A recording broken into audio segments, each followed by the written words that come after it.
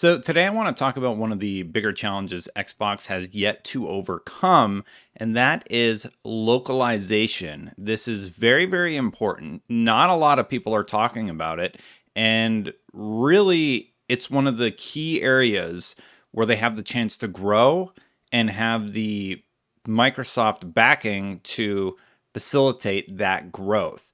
This is a big conversation in the international community. Let me get into how the international community reacted to his recent response and how they will hopefully improve.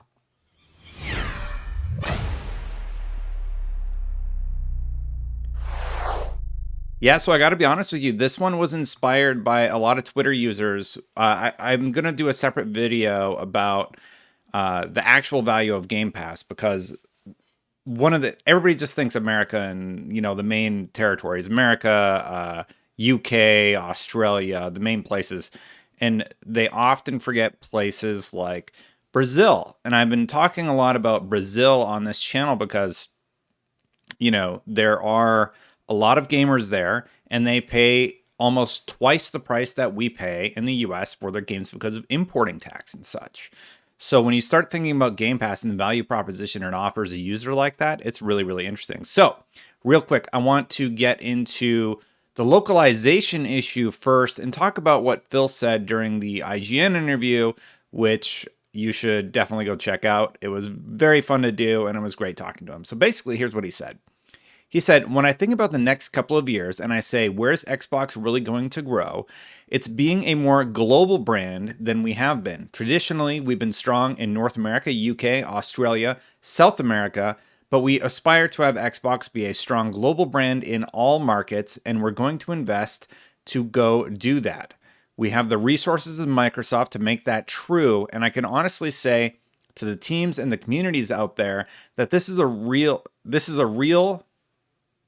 focus for us right now. I'm reading a transcript from Lurpa, who wrote this all out because it was that important to him. Anyway, we know that we have to step into that opportunity. We see it and we have a plan. You'll feel that from us over the next year or two, that this is an important step for us. So that's a huge message that he's sending to those communities who have been asking for this. So reading into this a little bit, This Gen Gaming actually linked to a petition from Xbox gamers around the world, basically asking Phil Spencer for better globalization, which includes localization. Now, one of the reasons that Xbox is saying that they've seen a lot of success in Japan is because of their localization efforts. Being translated into Japanese has gone a long way to get more players playing those games and excited about the games that are coming out on the Xbox platform. So just going over this petition, I'll read the petition in the open letter really quick. The petition says, the Xbox fans around the world have been struggling for far too long to get the brand's presence they deserve out of 193 countries on the planet. Only 42 are currently supported by Xbox, and most in a poor way. That means from the 2 billions Xbox attempts to reach with cloud gaming, only a few can actually get the Xbox experience. We all love Xbox, the community, the consoles, the games, the services. With the constant growing of Xbox Game Pass, we can't all keep living wonderful stories and adventures. But not all of us are lucky to try these experiences. Oh, we can't all wait. They're excited about the experiences, sorry. But not all of us are lucky to try these experiences. Some of us can't use Microsoft Rewards or join an Xbox Fan Fest or see marketing for Xbox. Others can't even purchase consoles and products in their own country. In a joint attempt to reach out to the high executives of Xbox, people from all sort of backgrounds are joining now to reach the Xbox team, get their attention, and finally put a stop to this. We want to openly discuss with Xbox about the main problems and finding solutions together. Xbox keeps getting better and we want to be a part of it. And then there's a big petition. So then there's an open letter where people are saying, hey, we love Xbox. There are a lot of things that we want to see improved.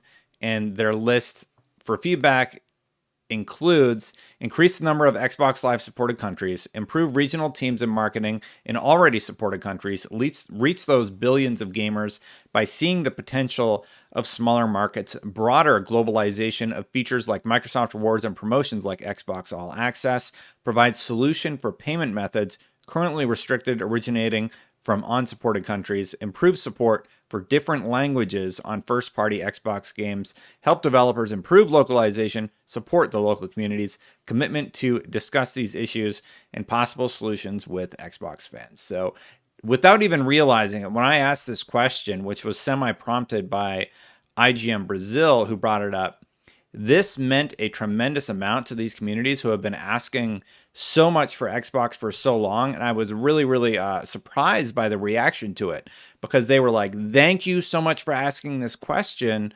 We really, really wanted to hear what Xbox's plan is. So Phil Spencer has gone on the record and basically said, we have a plan. You're going to see this from us over the next year or two. And it's an important step for us. And I have to imagine that's going to be launching in more territories. They just launched in China. He actually corrects me at the start of this quote, because I was waiting for them to launch in China and I missed their launch during my move. So I missed that they had launched there, but they have launched there now. So I would have focused in on the localization effort. But it's just been sort of great to see people really respond well to the localization question, just generally speaking. And yeah, you just sort of go through the tweets and you can see, obviously, in their native language, people talking about what they want to see. Somebody, I believe this is in Spanish, I think Portuguese. So that is great. One of the obstacles for Xbox to become a bigger success is the omission of the platform in several countries that the PlayStation operates, and maybe Nintendo. It's kind of futile to talk about reaching 3 billion gamers if the Xbox brand isn't truly global. Xbox, I believe, is currently in 41 or 42 countries. They are all over the place, and Xbox Game Pass is available in many of those territories. However, hearing from all of these gamers, and this was all prompted by a totally unrelated tweet where I was asking about my followers in Brazil, how do you feel about the value of services like Xbox Game Pass or PlayStation Now? PlayStation Now actually isn't available in Brazil right now, so that's sort of a moot point. But I have to imagine, imagine you're a gamer in Brazil, you have to pay $1,000 for your console as opposed to $500 like everybody else. And then you get a service like Game Pass, which is actually quite fairly priced for the territory because you're not importing anything. It's all digital goods. Mostly you're going to have to rely on your internet connection. For the most part,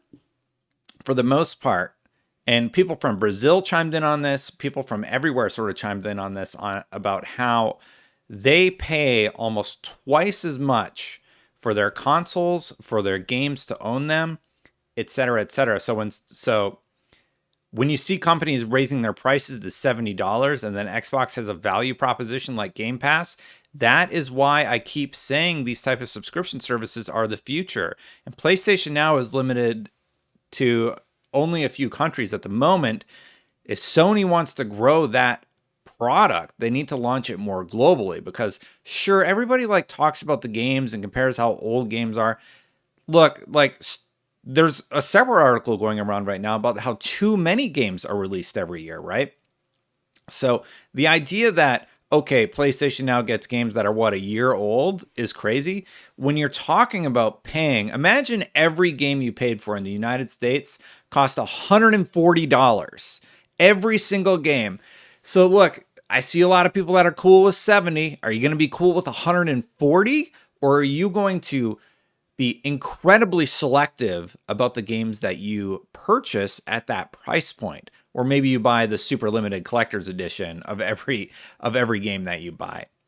I would like to think that people like a good value, and that's why many people like PlayStation Now. I've been very clear about what I don't like about the service and how I would like it to improve, but there's no denying that it's a good value for PlayStation Now or Game Pass, especially if you're on a limited budget. And I'm all about that. I remember when I used to, I feel like I remember when I remember when I used to be able to rent one game for like the weekend or whatever, and you would pay $10 and you would get that one game and you'd have to return it and hope your game save was on there. Like I grew up in that generation where you would go to the family rental place and you would rent something, or part of your allowance was being able to play a video game for that weekend.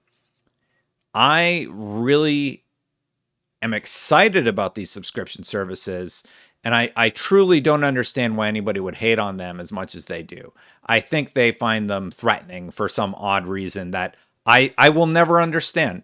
I will never understand why a good value proposition is threatening to anybody. Developers love it. Developers have been very clear about why they like it. Microsoft seems happy with it. Microsoft was very clear that they are happy with Game Pass. It's about getting people into their ecosystem, playing games, and playing them for longer. They measure their success based on how long people play.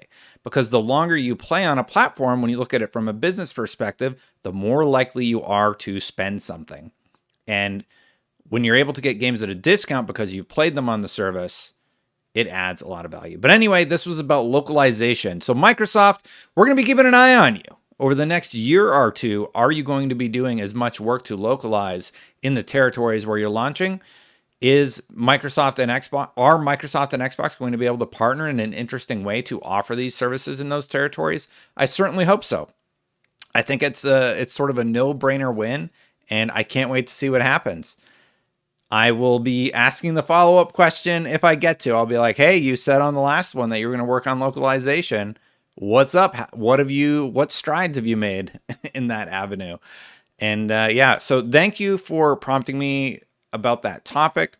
Thank you for the positive responses, and I will see you for the next one. Oh, I got to do the outro stuff. Hey, if you like these sort of videos, thank you so much for watching. Don't forget to hit that subscribe button, hit that bell. By the way, we smashed through the $5,000 goal for St. Jude Children's Hospital. We did it. We hit it. I couldn't believe it. Thank you so much to everybody who donated to that great cause. I really appreciate it. I've been making these videos and I'm like, how can I give something back? It was a small gesture on my part, and largely you guys did all the work. So just thank you to every single person who donated. That money's going to do a lot of good, for real. So it means a lot that you were willing to pitch in and help kids. I think the Tiltify link will still be on those old videos, but I just wanted to say congrats. It's a big success, and you should feel happy that we were able to do that. I certainly do. All right. So anyway, yeah, if you like these sort of videos, hit that subscribe button. Thank you so much to everybody who has subscribed. If you want to become a member, memberships are turned on. One of these days, I'm going to get back to Paul versus Destin. I have been a busy bee. My mom is visiting right now. I have family in town. It's been a lot. It's been pretty busy, but in a good way, So thank you, everybody. I'll catch you for the next one. Bye for now.